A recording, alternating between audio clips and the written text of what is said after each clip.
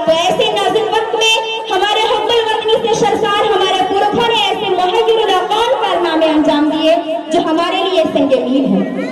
जिनका एक एक कदम बरक़यामा था, जो दुश्मनों के नखले तमन्ना पे गिर पड़े और अंग्रेजों की नींदें हराम हो गई। जगह जगह आजादी के शोले भड़कने लगे, जगह जगह आजादी के परचम लहराने लगे, सीनों में बलबले मचलने लगे, हौसलों ने अंगड़ाइयां लेनी शुरू कर दी और बगान के तमके की चोट पर ऐलान कर दिया कि सरफरोशी की तमन्ना अब हमारे दिल में है, सरफरोशी की तमन्ना अब हमारे दिल में है, देखना है जोर कितना बाजुए कातिल में है। हजरात, ये कारवां तवील मुसाफत तय करते हुए किस तरह मंजिल मकसूद तक पहुंचा, इसकी एक लंबी दास्तान है। इस दास्तान में उमंगें भी है और महरूमियां भी, अज़्म अमल के जोश व खरोश भी है और शिकस्त खुर्दगी और बेचारगी की अफसरदगी भी।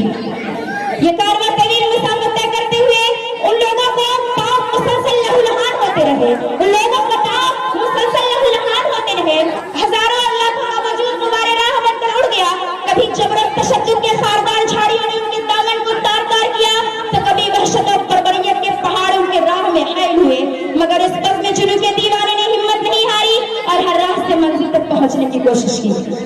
रास्ते के गुर्बत और दूरी से बेफिक्र, खतरात और विसाविस के गिरफ्त से बेपरवाह, मंजिल मकसूद की तलाश में कभी अरब और तुर्की के रास्ता को नापते, तो कभी रूस और अफगान की बादियां पैमानी करते, कभी माल्टा की कोठरियों में क़याम करते, तो कभी फांसी के फंदे को चूमकर मंजिल का निशाना पूछते,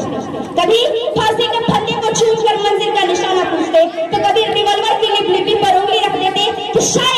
शायद गोलियों की सनसनाहट ही मंजिल का पता बता सके। गर्जे के इस बज़्म जुनून के दीवानों ने हर रात से मंजिल के पहुंचने की कोशिश की और पहुंच कर ही कर दिया। तारीख हिंद हमसे कहती है कि इस बज़्म जुनून के दीवाने हर रात से पहुंचे मंजिल तक, इस बज़्म जुनून के दीवाने हर रात से पहुंचे मंजिल तक, बेताब ये उनका आभना सहरा से लेकर साहिल तक। हाँ, संग गिरा पे लिखते हैं वो अपने दिले नादा का हाल, हाँ, संग गिरा पे लिखते हैं वो अपने दिले नादा का हाल, शायद की तलाश मक्तल में कोई पहुंचे पत्थर कातिल तक, शायद की तलाश मक्तल में कोई पहुंचे पत्थर कातिल तक। सामाईन कराम, इस तवील मुसाफत और बड़ी कुर्बानी के बाद 1947 में हमारा देश आजाद हो गया, लेकिन हमारे रहनुमाओं के आगे सबसे बड़ा सवाल था कि हमारा देश का कानून कैसा,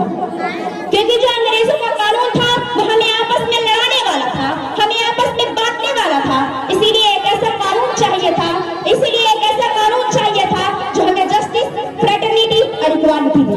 न्याय, भाईचारा और क्षमता दे। और इसीलिए 1946 में कानून साज कॉन्स्टिट्यूएंट असेंबली बनाई गई और उसके तकरीबन 299 मेंबर थे और doctor Bhimrao Ambedkar was the chairman of that constitution assembly. उस कानून साज कमेटी ने 26 नवंबर 1949 को कानून का एक दस्तावेज तैयार कर दिया और तमाम कॉन्स्टिट्यूशन असेंबली के मेंबर ने उस पर साइन किया and finally 26 January 1950 our constitution came into effect. और तब से लेके आज तक हम हर 26 जनवरी को जश्न जमहूरिया यौम जमहूरिया यानी गणतंत्र दिवस और रिपब्लिक डे के तौर से मनाते हैं। ये अलग बात है कुछ लोग खता रखते हैं, ये